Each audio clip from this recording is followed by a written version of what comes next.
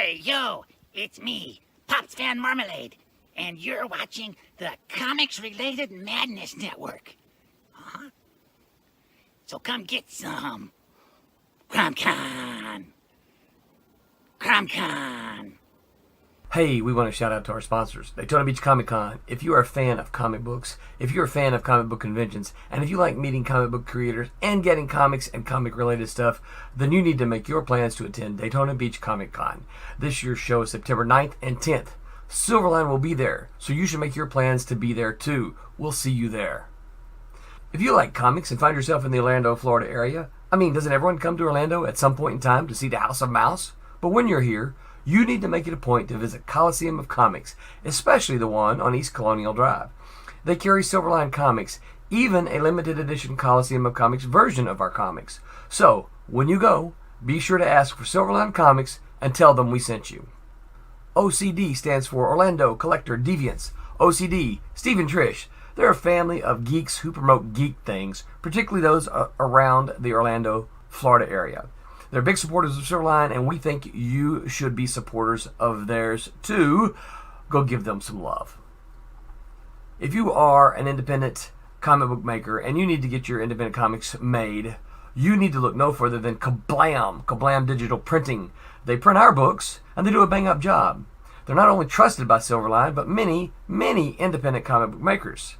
Head on over to kablam.com and see for yourself just how easy it is to have your comic printed by them. And tell them Silverline sent you.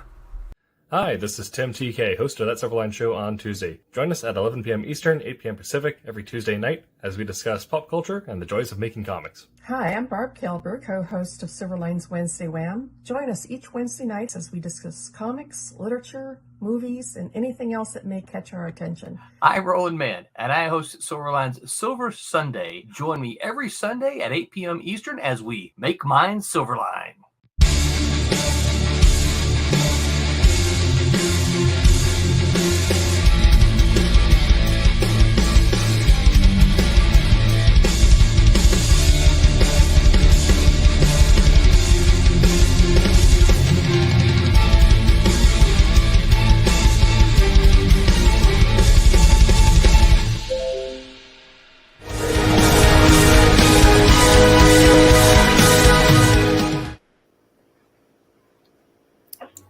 Evening, everybody. Good evening. All right, that wasn't everybody in our squares. We got the whole break punch square thing going on. And actually, as I'm doing that, I'm doing the whole Pitch Perfect thing when they're trying to get ready to start doing rehearsals. Everybody, how you doing tonight? We're doing. How are you? All right. Hey, I've been drinking soda all day. I went through 6 Mountain Dews, so I'm pumped. And when you saw you were caffeinated, I went, "Do I want to show up or not?" Because I'm not going to be able to get a word in edgewise. Nope. Actually, I was going to go to you first. No, and nope means nope. Then not that you're not going to get a word in edgewise. It's nope, you will. I was going to go to you first. Rob Davis, tell us, sir, what do you have on your drawing board tonight? Well, I have a blank page at the moment. What about the one to the left of it? Well, that's our secret project, which I'm inking, by the way, today. Yeah. Very nice. Yeah, you know what it is right off the bat, right? Yeah, you should be able to figure it out from this. I know. Very nice. I'll make one of those pages today as we speak. And I actually uploaded that one yesterday, I think it was. Yeah. As I was zooming in, I was I'm going like this. I was like, oh, I hope my wife isn't watching. For Valentine's Day, she gave me reader glasses because my eyes are going contacts. You mean like cheaters. These? Yeah. So if she sees me going like this, she'll be like, put on the glasses. All right. So since Martin is drinking, we'll go to Barb next. Barb, how you doing? Good. Cool. And tell us what is behind you tonight.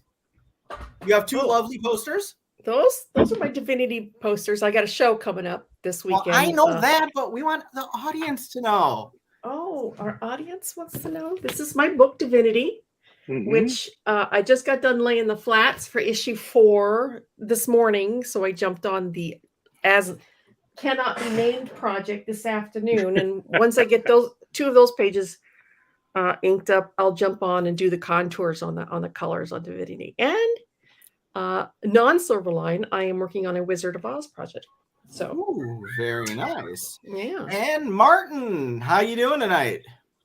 We're doing, yeah, Cool. we're surviving up here in the Great White North. We Very had a cool. little bit of a frosty week last week, but then it's warming up again. But before that, it was really warm, so we're having a very bizarre 70 winter. degrees here today.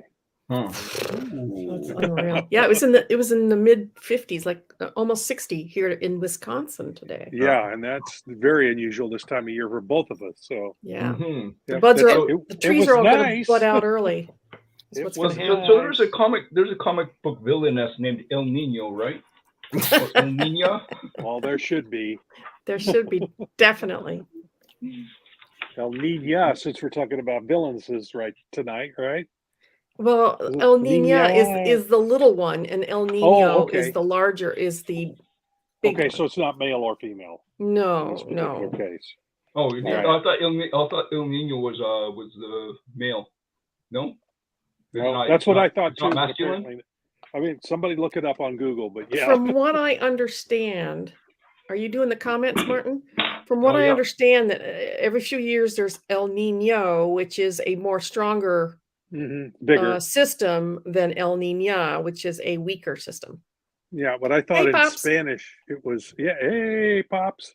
I thought it was the Nino was male and the Nina was female, but I don't ask me. I didn't even take Spanish in high school. So I didn't either. I like that color better. You're not so green. And John. actually, I don't know what happened. I kept getting the whole USB in and out noise. And so, because I am the tech guy, backup camera. So I unplugged that one, put this one in, and but my movements are kind of jerky. No comments Yeah, about yeah. me being a jerk. You're like a 70s acid trip. Some trails behind you. I like that. I'm going to go play with my settings and see if I could speed this up a little bit. But everybody, tonight, everybody, my name, John, creator of Sniper and Rook. I realized today they're going to be 25 years old this year. Wow. I'm turning 51, so my kids have been with me half my life. So the Sniper and the Rook, they were here with me first. Don't let anybody tell you otherwise. And Ripper and all kinds of other cool things. So tonight we are going to be talking about, villainesses. We've had talks before about heroes, what makes a good hero, how do you create a good hero, what are some, to steal Barb's word earlier when we were talking before the show about tropes, what were some to avoid with heroes. But tonight we want to talk about the ladies, all the single ladies, and what goes into creating a good. Rouch is like, oh my God, take this kid off his Adderall. Okay, we're going to talk about what goes into making a quality female villain versus what are some of those overused, stereotypical tropes that really should just kind of be put away for a while because they've been so overdone. And with that being said, Barb, you had said that you kind of like to lead off some of these. I do. I'd love to hear. Let's let the female membership here get on the board. Yeah. Why does the really bad cartoon villainesses look like Greta Garbo? I want to know that. What's with the eyebrows? I want to be alone. Yes, the eyebrows and the sultry look and the dark colors. Why always that? That's what I want to start out with. Probably dates back to the silent film era. The big, huge arched eyebrows. Yeah, where a lot of it was done with since it had no sound. You had to do everything with the image, so they exaggerated a lot. Yeah, they exaggerated a lot. It was and it's stage makeup, and it also goes back to the melodramas of the 1800s, where the earliest Snidely Whiplash had his long mustache that he twisted, and the bad women always had those really arched eyebrows. Yeah. Well, the earliest villainesses would have been here. Whoops. Hang on. Come on.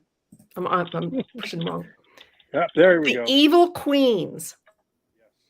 That goes way back to medieval times and beyond. Would be the evil queen.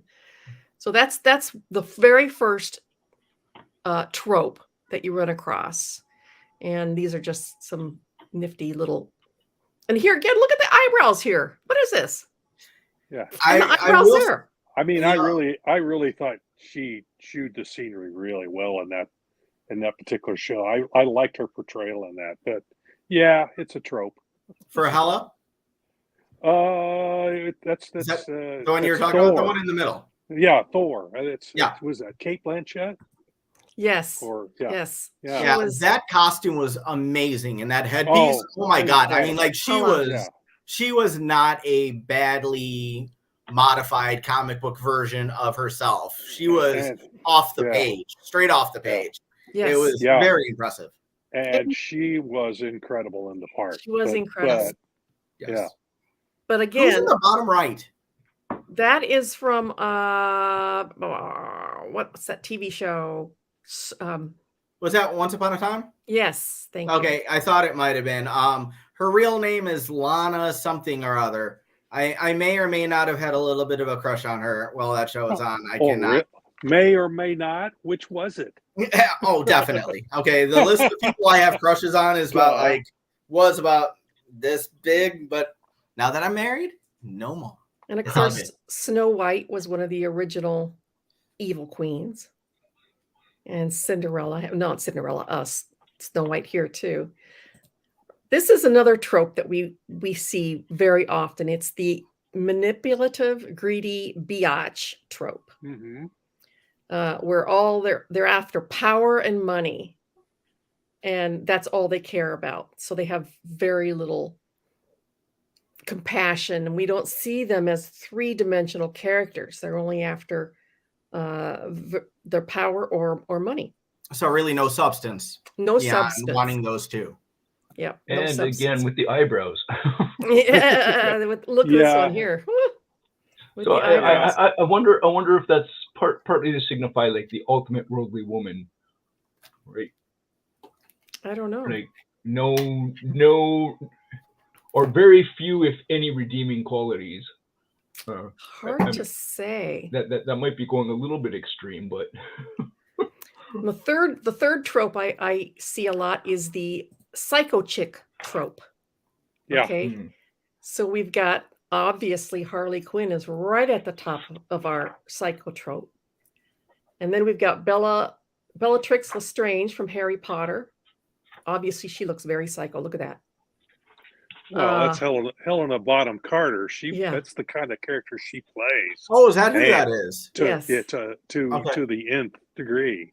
I remember her from Fight Club. Mm-hmm.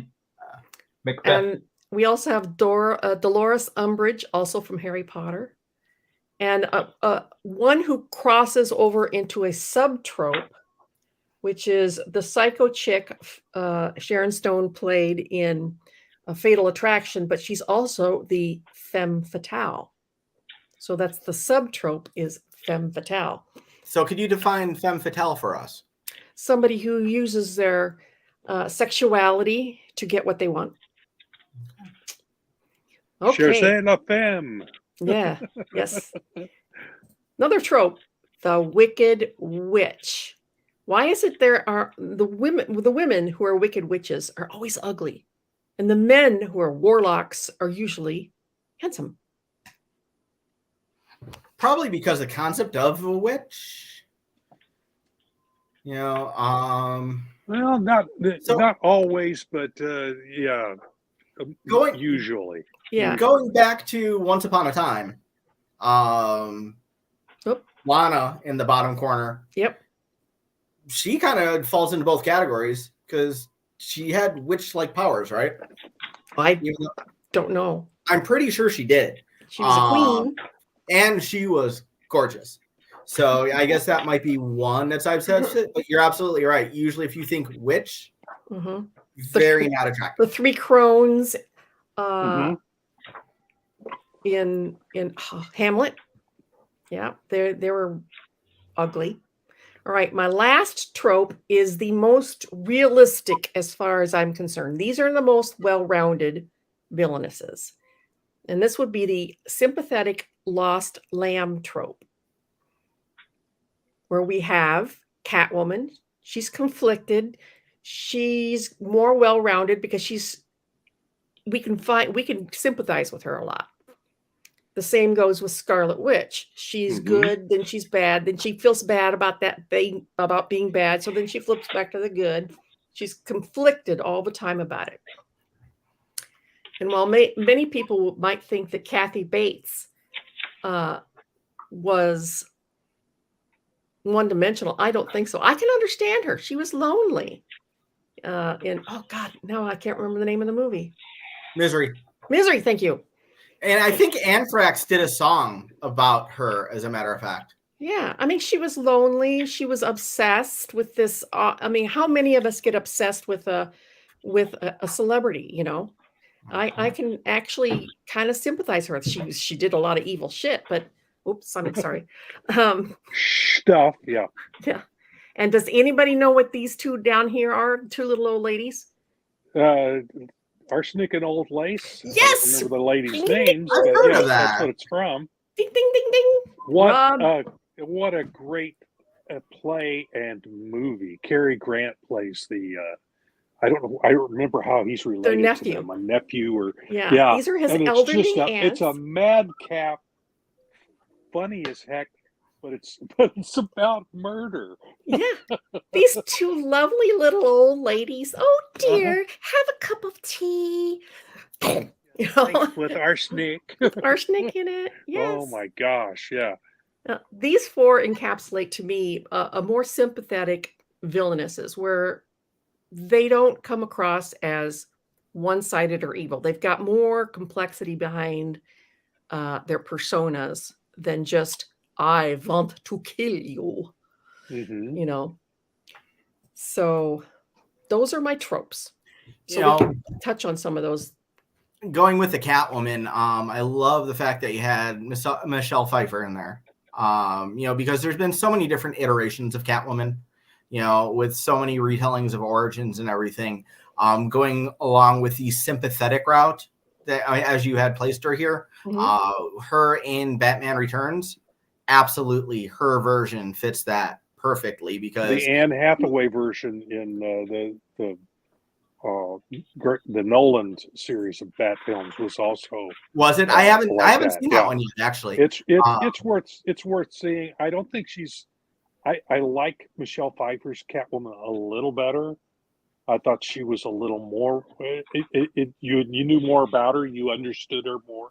They gave her more screen time before she became Catwoman. Is that maybe? Yeah. You saw how she became Catwoman. Yeah. So and why? By all the cats. Well, after she got thrown out by Max Schreck. Yeah, exactly. Yeah, she had motivations, and it made the story made sense. She has two of my favorite scenes in that movie. Probably the number one, which is my number two, the number one of most men would be when she's on top of Batman and licks his face. That was a defining moment for all teenage boys. Yeah, that does nothing for me.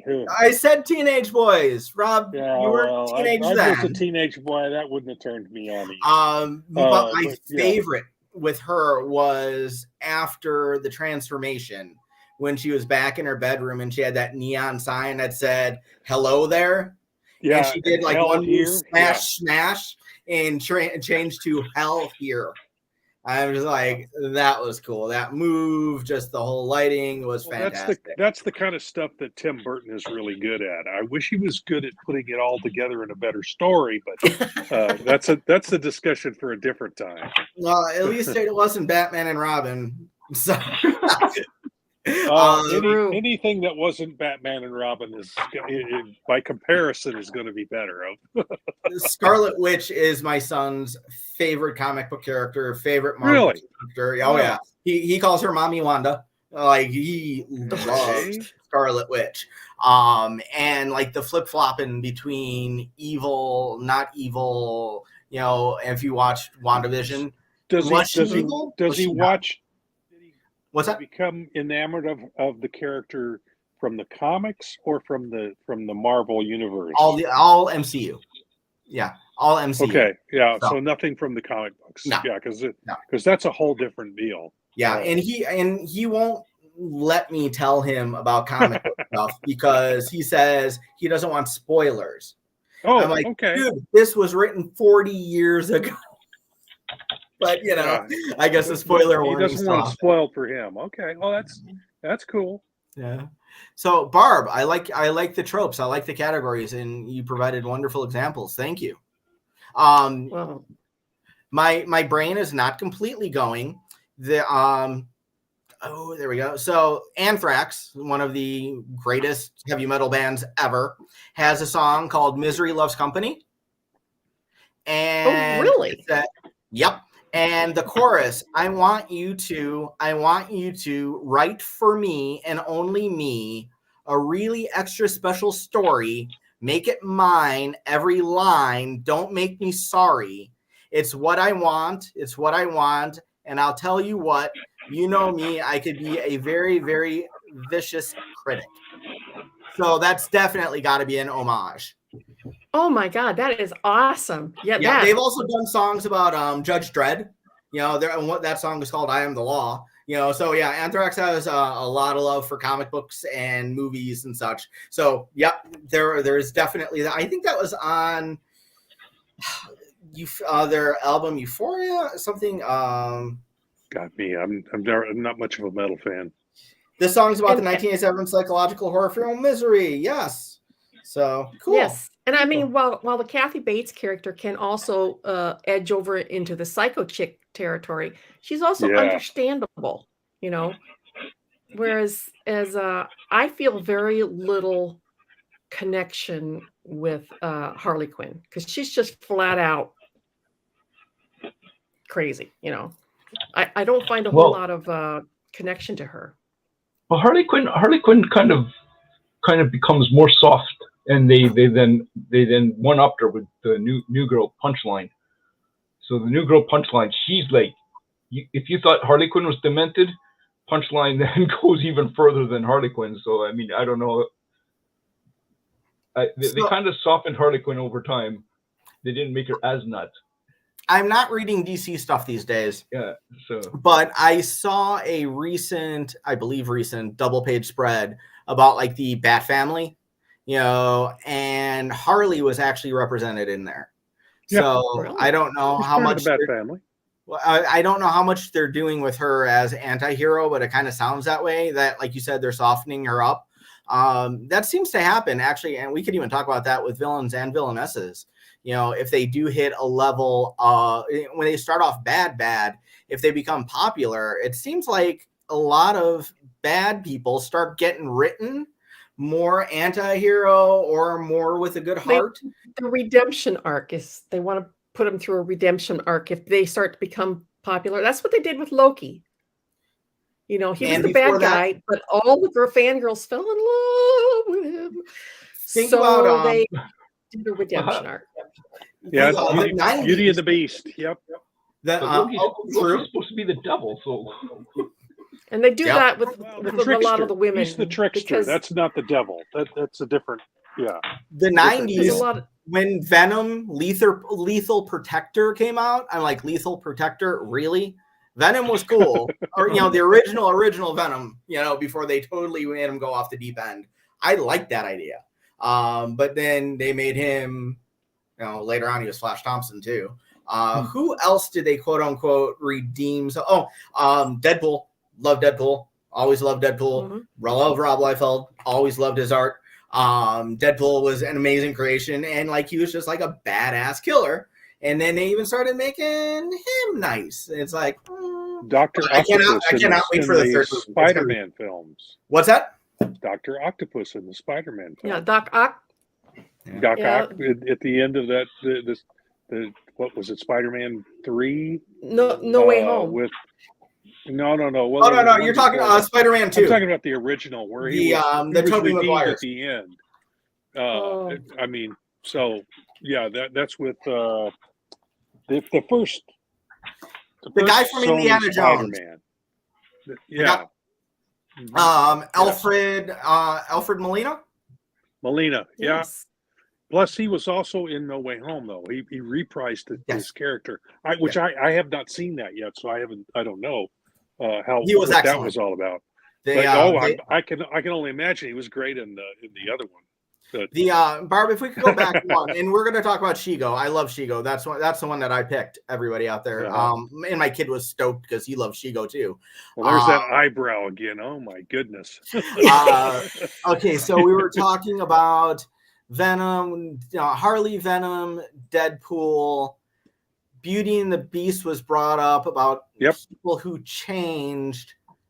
The redemption arc. That's what Beauty and the Beast is all about. I'm trying to think of. Oh, it's on the tip of my brain. All right, talks amongst yourselves. Tip of your brain. brain. It was a good one too.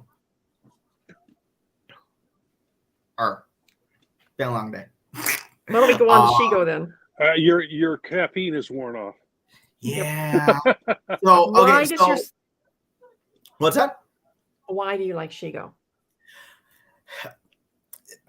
Oh, that's it. Okay, let me stop. We'll go to Shigo in a second. So it's because of the Doc Ock conversation, and this is something I've been thinking about all week about the tropes you fall into. Females that wind up taking over somebody else's identity or taking over and replacing them instead of being a new character. There was a female Doc Ock, at least one or two. And it's a pale comparison. I was actually looking at Legos in Target the other day, and they have Spidey and a little Spidey mobile with fighting the female Doc Ock. And I'm just like, man. So whenever somebody steps into somebody else's origin, especially if it's female stepping into a male origin, I almost kind of feel like they're getting cheated because they're not being really given their own identity. They're taking over something else. And yes, it happens when men take over men's, costumes and uniforms and stuff too. Just like when Ben Reilly came back, the one true original real Spider-Man, and became Scarlet Spider. No. To me, Riley's the one. But yeah, so the female Doc Ock was the one there. What Shigo? Shigo from Kim Possible. Kim Possible is fantastic. My kid and I loved watching this together. My wife's favorite cartoon character. It oh my god! And actually, the Kim Possible communicator noise is actually on my cell phone. That's my kid's ringtone. It's kind of scary because a couple times I've been in stores and I hear my phone go off and I'm looking. I'm like, John's not calling or texting. When somebody else has this Kim Possible tone, it's like, oh my god, there's another one of us. This is cool. Shigo. What I love about Shigo, and this is one of the things I think, avoid some of the tropes, is she is a little bit sympathetic. The people in the audience can connect to her, especially to me as an adult, because she works with Dr. Draken. She is his henchwoman.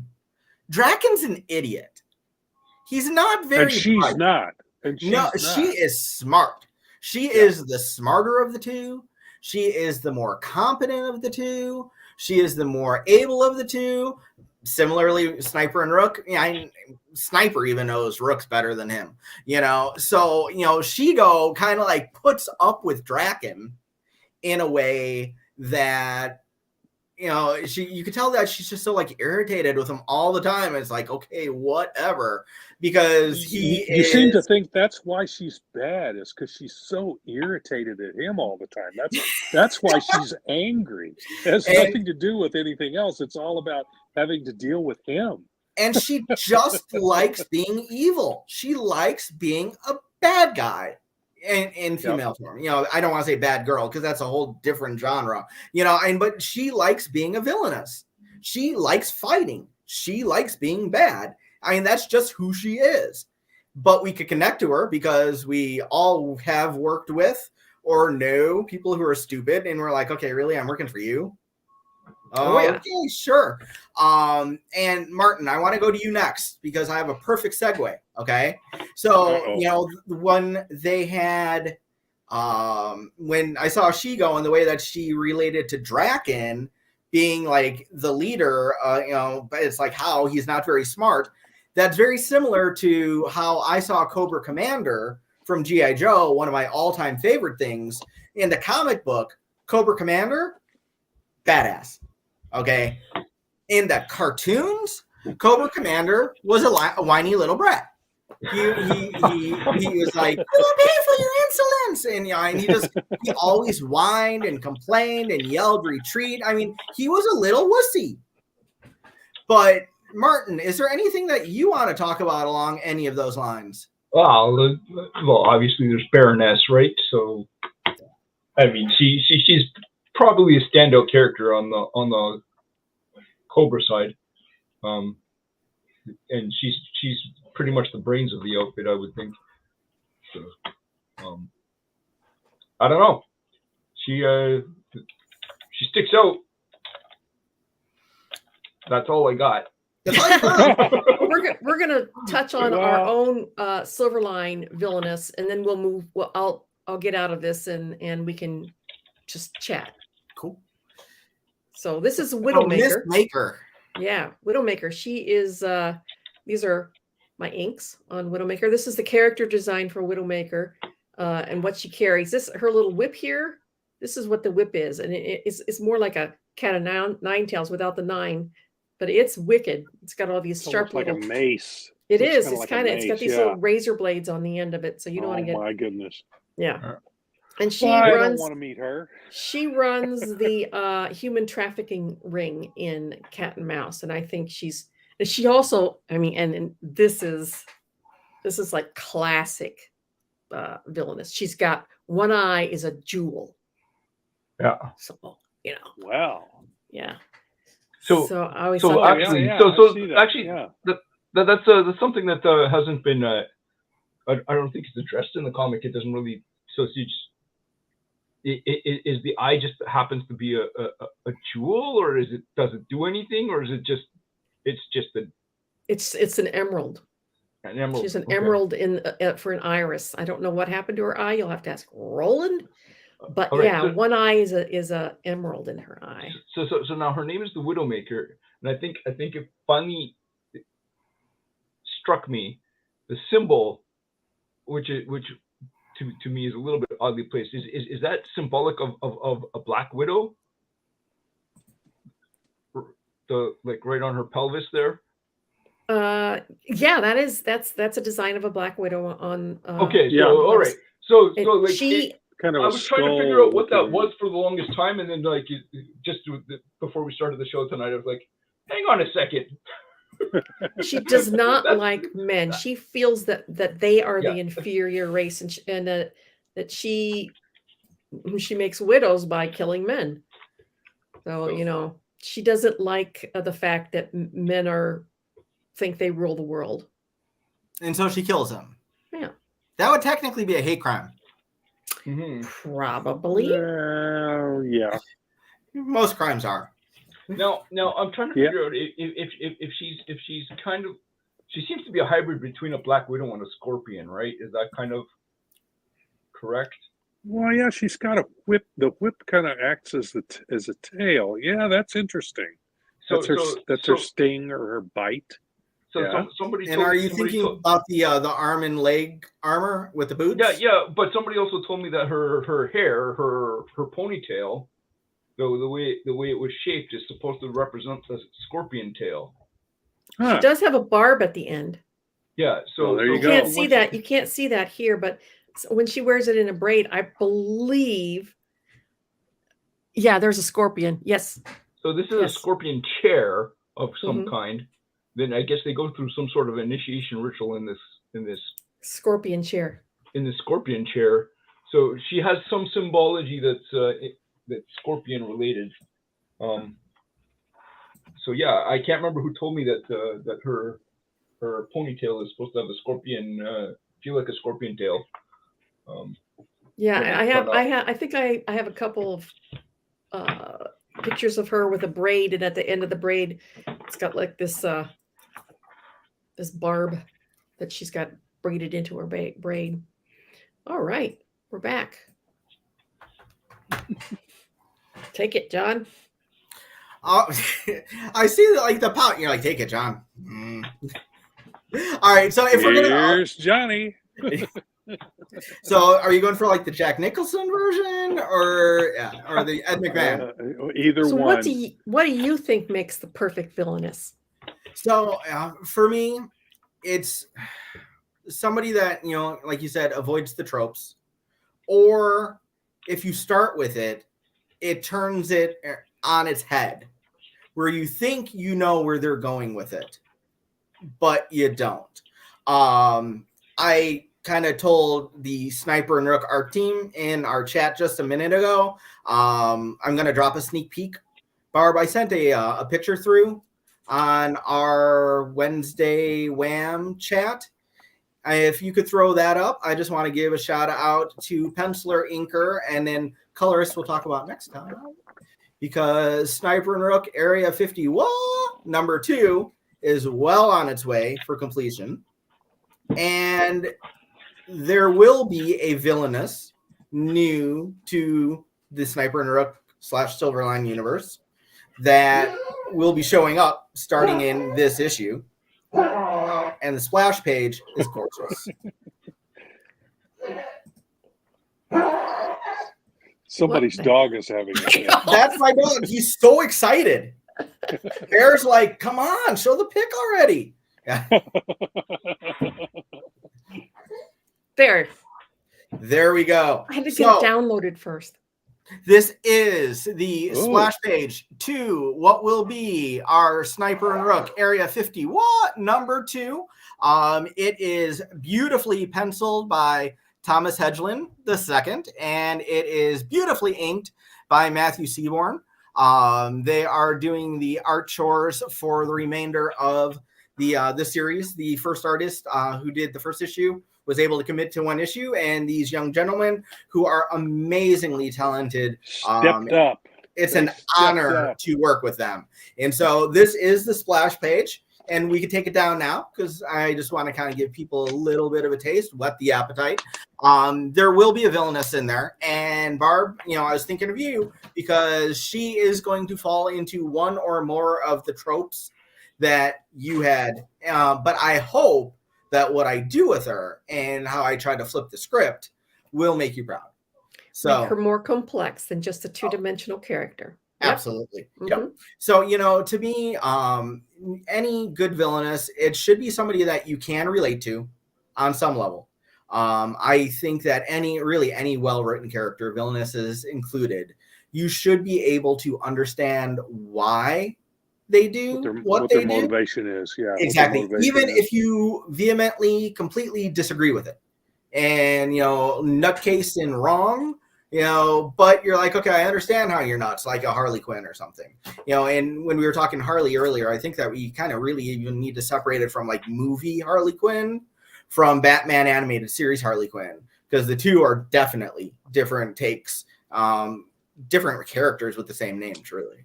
But you know what goes into it. I think because it's a visual medium, you know, attractiveness usually plays a role. So when you were talking about the ugly witches, you know, I don't think really ugly characters are going to sell a cover, you know, the way that an attractive character would in mass. And you have the same thing with males. But you know, it does need to be well-rounded, with a solid, whoever's writing the character really needs to solidly know who it is, the motivations, be able to articulate that to the audience in subtleties. You know, don't tell, show. Give the reader the opportunity to experience and to learn who this is, as opposed to basically doing all the expository in one box and like, boom, now you know everything, because you don't really get vested that way. Info dump. The info What's that? dumps are no Yes. fun. Yeah, no info dump, please. Info dumps are wonderful when we had like the handbook to the Marvel Universe, when it was a catch-all, it was an encyclopedia, just for reference, but not for introducing. No, I agree. I like villainesses that are not necessarily connected to the heroes. There are way too many I've seen out there that are, cousins, brothers, sisters, daughter, or, they have some reason to hate the hero because of a connection, a legacy connection, a personal connection, a vengeful, oh my God, you broke up with me, so I'm going to totally get you. When my Ripper series comes out, there is a villainess in there too. I'm not saying a main villainess, but there is a villainess in there too, who, Barb, you will be proud because her motivations are completely not what you're going to think. So yeah, I'm flipping the script on that one too. I like the secret villainesses. The ones who where you meek. don't know what it is. The behind meek, them. the mild, and then at the end of the movie, all of a sudden, they're revealed as the mastermind behind the whole thing because they've been wronged in some way. So kind of suddenly the knife comes out. So who would fall into that category? if we could go to men for that, because I was going to throw an example on that one. Kevin Spacey and The Usual Suspects is exactly what you just described there. Kaiser Sose. Yep. Yeah, and that was an amazing surprise, shock ending. That was fantastic. Do you know what? I figured that movie out. Did you? Because I watched it with the sound off. Oh. So I was watching his mannerisms as the character, and partway through the movie, I realized, that they were cutting back and forth, right? And then I was watching the mannerisms that he was giving, and I went, "Oh, he did it." Ooh. And then, sure enough, at the end of the movie, that's good acting. I was like, he gives it away that way. Okay, so yeah, that's good acting. Yeah, that's so I picked up on the fact that he gave it away in his mannerisms, and it was super subtle. But if you were watching him closely, you saw how he was lying, and you could see that he was lying. It was like, wow, okay, that's damn good acting. Very good acting. Agatha Christie was a master at that. Who was? Yeah. Agatha Christie was a master at the subtle, the hidden villain or villainous.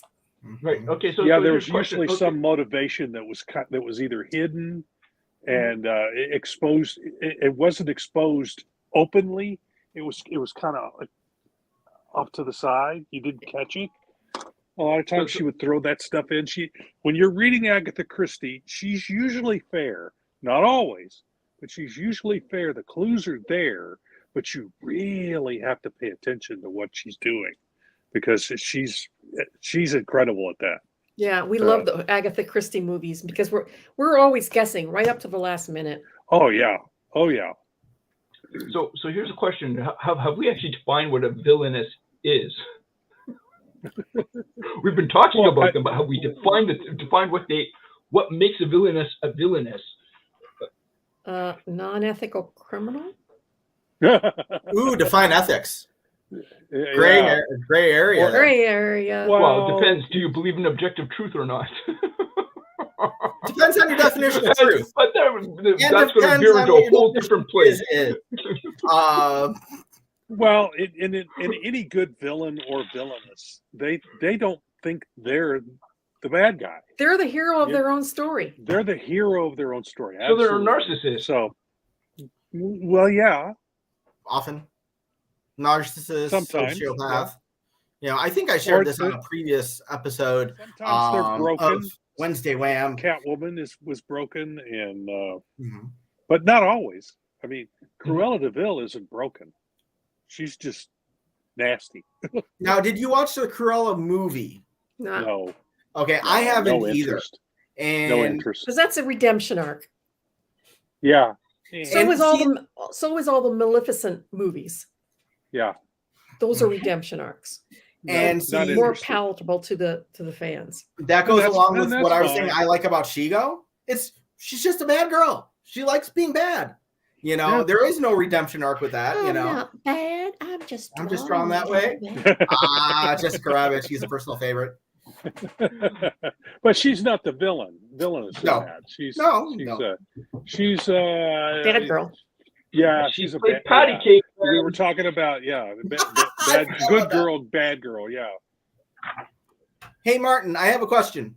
Yep. You said that you were watching The Usual Suspects with like no sound. Yeah. Was that because it wasn't like dubbed in Canadian, or why? Why were you watching it with no sound? Because everyone was asleep upstairs, and I didn't want them to hear me watching TV. Okay, so you didn't even have like closed captioning on, though. You're just No. I just That's was cool. flipping through channels with the sound off, and I was like, everyone who keeps talking about this movie, what's the big deal? Like, I was trying to figure out like what, and so then I watched it, and I was just watched enough of it, and then I saw like this, and it was like right. I think it was about the 3/4 mark, somewhere in there.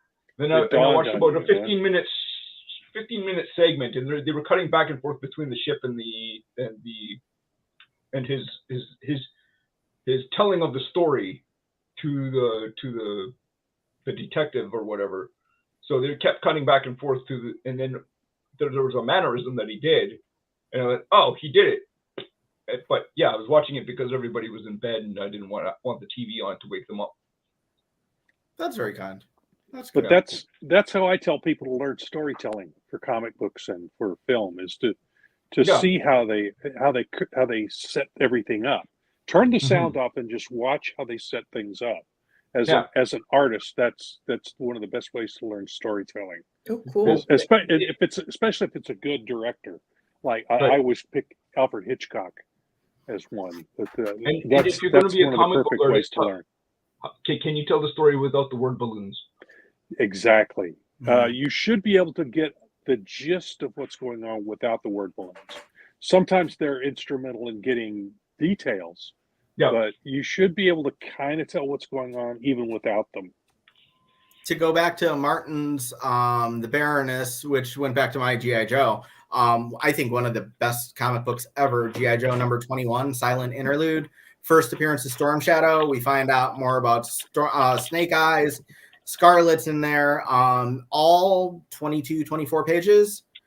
No words. There's not a single word in the issue. And it's one of the most engaging. Oh, that's right. Yeah, the silent issue.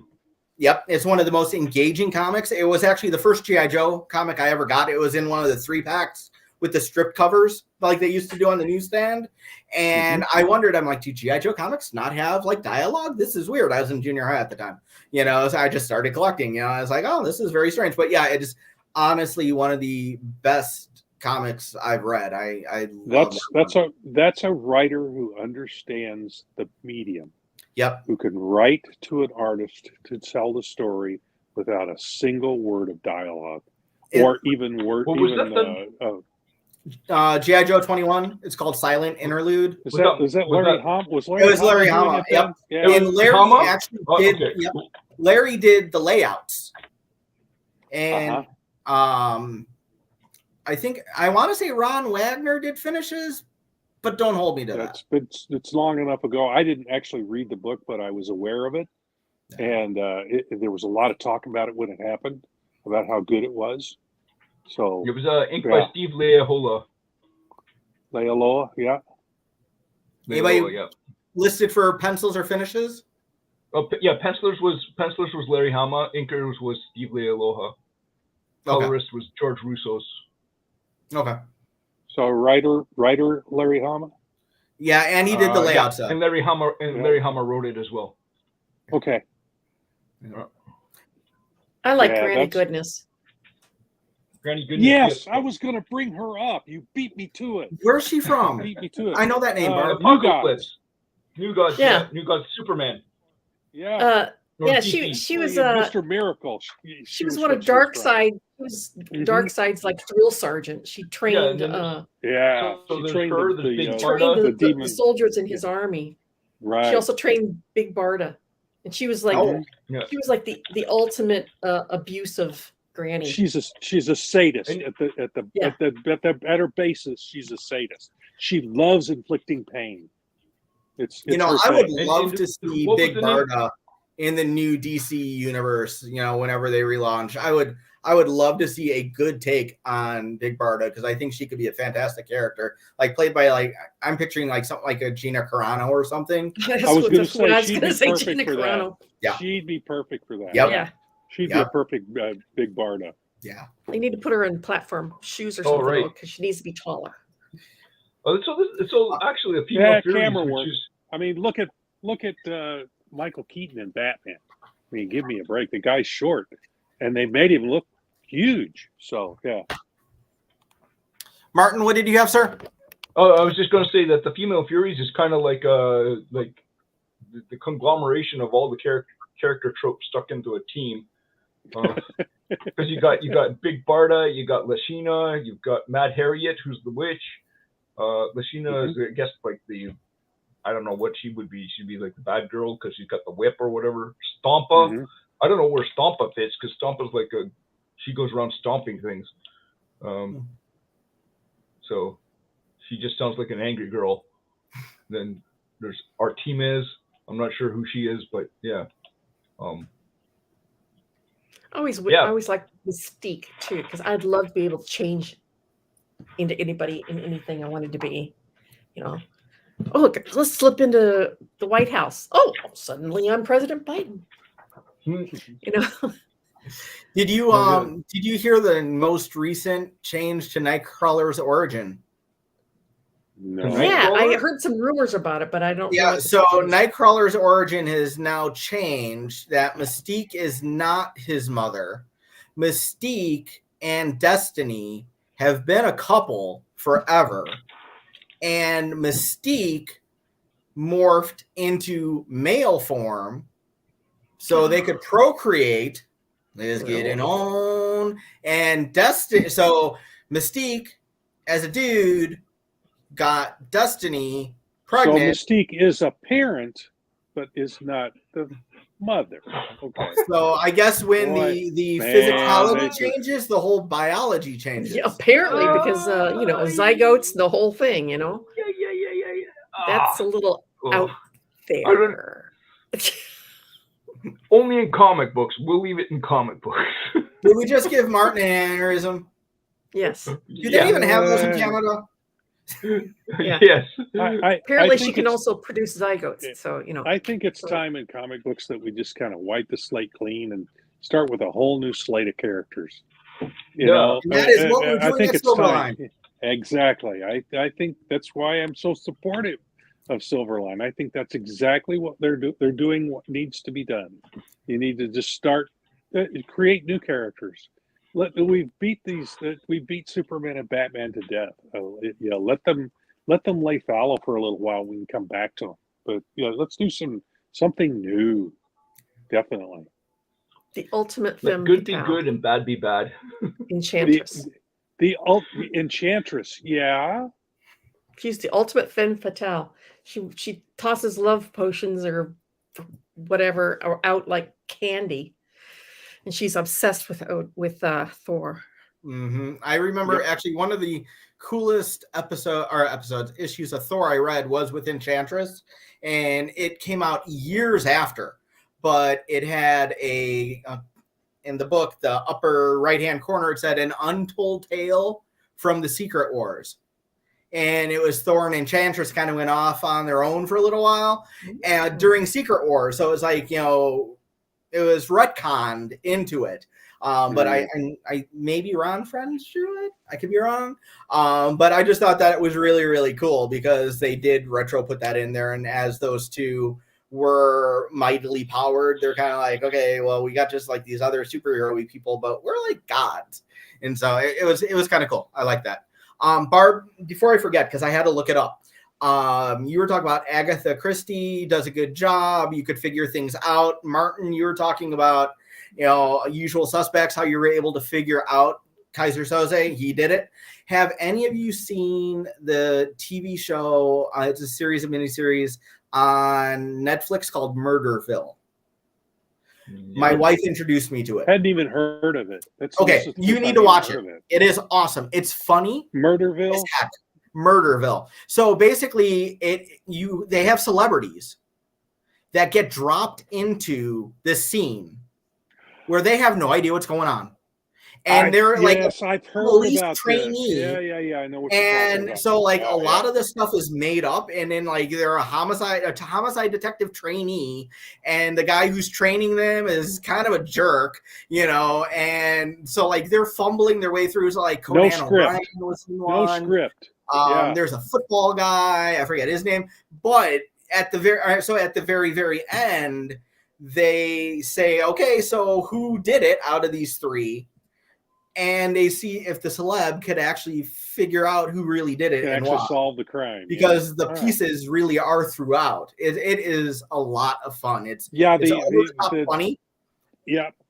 The person dropped in the middle of it has no idea what's going on at all. Yeah. The first one Amy showed me at Christmas time, they had 3 celebrities dropped in at different points in the story. So like, I think it was like halfway through Maya Rudolph from Thank You. She was there, and then like right at the end, it was another Saturday Night Live guy, and it was crazy. But let's talk about this. Right now, we have a new fundraiser, Silverline crowdfunder, and it is hosted on the fundmycomic.com website, and you could go to silverlinecomicscrowdfunder.com to find out more. What we currently have up there right now, we need your help. Please pledge. So this was opened up 12 days ago. It is Beyond the Stars 1 through 3 and Bear 1 and 2. We're looking for, the number that we put out was 2,000. As of today, we've got 28%. Thank you to everybody who has pledged already. We cannot wait to get these books in your hands. We've got a ways to go, though. So anybody who likes different types of genres, check this out. We have, very family friendly. We have a little bit more action adult oriented, not like adult, but meaning like, not kid coloring book stuff. So from a variety of Silverline personalities. Science fiction. Science fiction, space opera, more or less. Yeah. Yes, that's a great way to put it. Thank you. So so please check out silverlinecomicscrowdfunder.com, which will take you to the fundmycomic.com website. Yes, I'm hitting alt tab to make sure I'm reading it right on the correct screen. And we really, really would appreciate your support for this newest fundraising. Support the stuff we're doing. We're doing new stuff here at Silverline. We're not taking the old stuff and repackaging it necessarily. We're creating new characters and new stories. Both Bea and Beyond the Stars are of that ilk. They're new things. They're new ideas that we're putting out there for folks to take a look at. Hop over there. Take a look at what they have. There's also, like our previous crowdfunders, there's original art. There's all these different packages you can get. And if you want to just support us, you can do that too. And there's a Kevin over there. There is a Kevin West cover for sale. I don't know if it's been sold yet or not, but I'm here to tell you that I had him do a pinup for Divinity 1. I loved it so much I bought it from my own crowdfunder. I love Kevin West. You gave His art is amazing. I did. I bought it from my own crowdfunder. I coughed up the money. That is cool. Yeah, I've got a couple of covers in there. I've got one for Bea, and I've got one for Beyond the Stars. Ooh. There's several covers in there. So, and I think Tommy is the one who inked my Beyond the Stars. Tommy Florimonte. He's the one who inked that one. I think they finally got it colored here just recently. That's gorgeous. Tommy is great. Granted, he is no Empress of Inks. No, Tommy is like the bicyclist of inks. Yes. He's a speed racer of inks. Go, speed racer. Go. Martin, do you have something you want to say? Got to outrun those alligators. I might have lost it. I was just going to say that Bear's a fantastic book. So, yeah. It's kind of disguised as a kid's book, but there's more to it than that. Yeah. Yeah, it's much, much deeper. Mm-hmm. Very much. So I caught on to that first issue. I'm like, I know where he's going with Yeah. this. Yeah. And it's interesting. Yeah. Yeah. And so I think we could get this into something else I wanted to kind of piggyback on with Rob. Uh-oh. No, it's a good thing, my friend. Okay. Barb, you said you know where he's going with this. You're talking about the writer of that book? Yes, Roland? Roland. I was going to say, who's the writer of that book? Roland Mann. Roland Mann, our head honcho, right? Uh-huh. Yes. And as you know, Dr. Rob was Evil, talking yes, about yes. supporting, the things we have up for crowdfunding. Please give these books a chance. Check them out. We're here creating them for you and ourselves. We're making the books that we would want to read, hoping that you Yes. will too. Yes. And one of the things that I always loved about Roland's premise with doing Silverline is books don't go up for funding until they're done or Yeah. nearly done. This is not vaporware. It's not that you're never going to see it. You're going to give your $400 and you get nothing. This is if We're ready to rock and roll. If he puts it up and it closes, There ready. might be a cover that Go to needs some press. color or some ink. Yep. But Or if everything's there's done. something to put in there, like a thank you page, yes. But Right. Usually Blizzard- Usually Finish the a only bunch thing of we it. have left to do on these is a thank you page and get it to the printer. Exactly. So please feel free to back us at silverlinecomicscrowdfunder.com. Take a chance on some books, get some back issues, and I think with that we probably should close out with tonight's bumper. Yes. Yep. After All right. we say Yep. So Barb, it's upside down. Thank you. All right, Thank you. everybody. As always, make mine. Make mine Silverline. Silverline. Thank you for coming, everybody. Hi, my name is Paul Kupperberg. Make mine Silverline.